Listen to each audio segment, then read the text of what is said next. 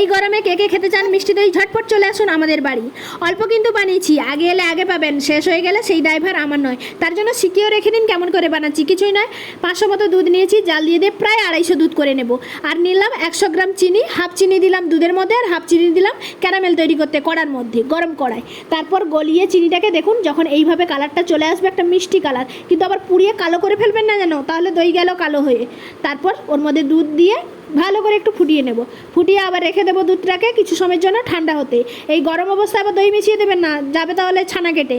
তারপর যখন আঙুল ডুবিয়ে দেখবো আঙুলটা সহ্য করছে গরমটা, অর্থাৎ উষ্ণ গরম, তখন দইটা মেশাবো। এটা আমার ঘরে পাতা টক দই, তার জন্য দেখছেন একদম সলিড, একটুও জল নেই, তার জন্য সরাসরি দিয়ে দিলাম। আপনারা যদি বাজার থেকে দই আনেন তবে জল ঝরিয়ে অবশ্যই দেবেন। তারপর মিশিয়ে নেব, অর্থাৎ দইটাকে একটু ফাটিয়ে নেব, মানে দুধটাকে একটু ফাটিয়ে নেব। তারপর একটা দুটো মাটির ভাঁড়ে আর একটা কাঁচের গ্লাস, আপনাদের যতটা হবে সেরকম রাখবেন, দিয়ে সেট করে দিয়ে একটা কাপড় দিয়ে ঢাকা দিয়ে রেখে দেবো। আর যদি আপনারা শীতকালে বানান তবে এটাকে একটু ঢাকাঢুকি দিয়ে রাখবেন, যেহেতু মিষ্টি দই একটু গরম বেশি লাগে। আর যেহেতু এখন যা গরম আমরা নিজেরাই পেকে যাচ্ছি, তার দই তো এমনিতেই পেকে যাবে। দেখুন দইটা আমার 12 ঘন্টা পরে রেডি হয়ে গেছে।